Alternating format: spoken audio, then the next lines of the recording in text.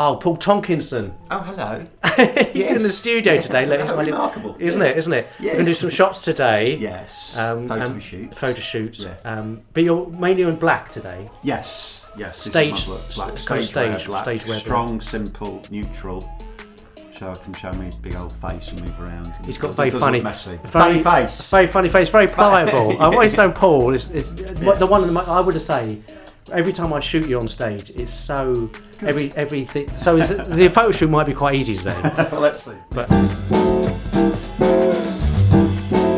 1 beat to record, 2 beats when it stops. And I've recorded a bit with Paul about his big work with Mr. Michael McIntyre. Yes. We were just talking about that, weren't we? And I didn't get anything on tape, so I'm doing it again while I'm shooting. McIntyre chat take 2. Yeah, go on. Yes. So you work with the man.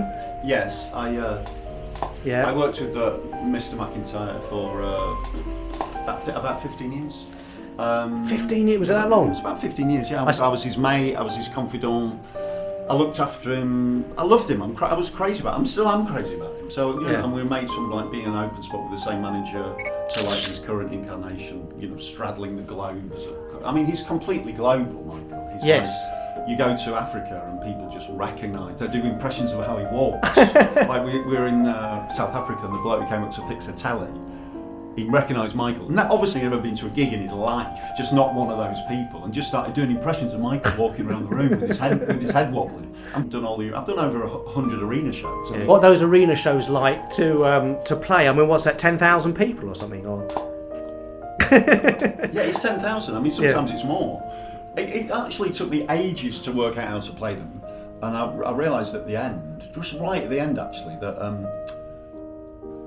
that you just the way to play them is not try at all. Just pretend they're there at 200 seats. Well, no, just be there totally with them, but whilst knowing that your face is 20 metres high here and here. Yeah. So you can work just really super relaxed. You can't win 15,000 with energy by running around and going, that doesn't work. You have to.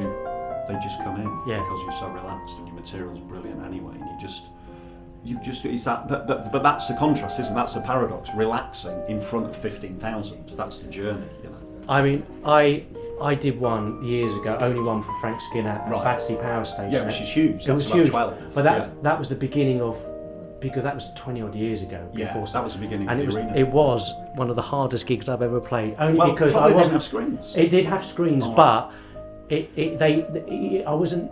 Were you introduced by Michael, or did you? Yeah. No, I wasn't. And so this tour manager introduced me, and they thought Frank was coming on. Frank Skinner was coming on because I wasn't on the posters on that one. It was just a bit, and it didn't matter anyway. They come to see him, and there was like 6,000 people, and there's about 2,000 still being shown to their seats. Yes. So, that's true. That's tricky. That's tricky. So I walked on, but the way they did, the tour manager was going, please welcome on stage, and I thought it was Frank Skinner, and there was this massive anticipation. I've never heard anything like it, but huge, Frank's huge. And then, it was like that. It was like that. It was totally like that. No, so please welcome on stage, very funny man, massive applause. And then Steve Best. A bloke you've never heard of. It wasn't even that. I just walked onto silence. It was just the hardest. That's what you got there is a really badly run gig. So I'm going to try and shoot. So after the count of 3, throw it in front of my face. Throw it in front of your face. See what we get. Okay, let me get one for the good luck. 1, 2, 3. I think I was a bit early then. Yes. Did you? It's kind of there. Let's do it once more. Yeah, okay. Good. Something else. I like the chaos of it. That's my alien. Yeah. Just get one like that. Okay. 1, 2, 3. Hang on, let's do it. 1, 2, 3. Okay, it's not in there. So I'm going to get you to throw it. I'm going to try. Okay. 1, 2, 3. Okay, just keep doing it. Yeah. Gotta get one of these. That's nice. It's quite tall though. Keep that. Yeah. Keep missing it. You can just feel it sometimes. The timing, because I'm on a medium format camera. It's a bit sluggish. It's not like a Sony. It's medium format. I know. I missed that. Okay, let's see if I got any then. It's not pointing at us. Hang on, let me just tilt locked. Why isn't that? Hang on. There we go. What are you saying? I always say to my kids, get a trade. If you can get a trade in life, you'll always earn. Do you know what I mean? Like But is a comedian a trade? Well, no, but I've come to the conclusion that it is. Right. I mean, it's just like it's obviously. I always say with stand-up, it's arts and crafts. Do you know what I mean? It's an art, but it's a craft as well.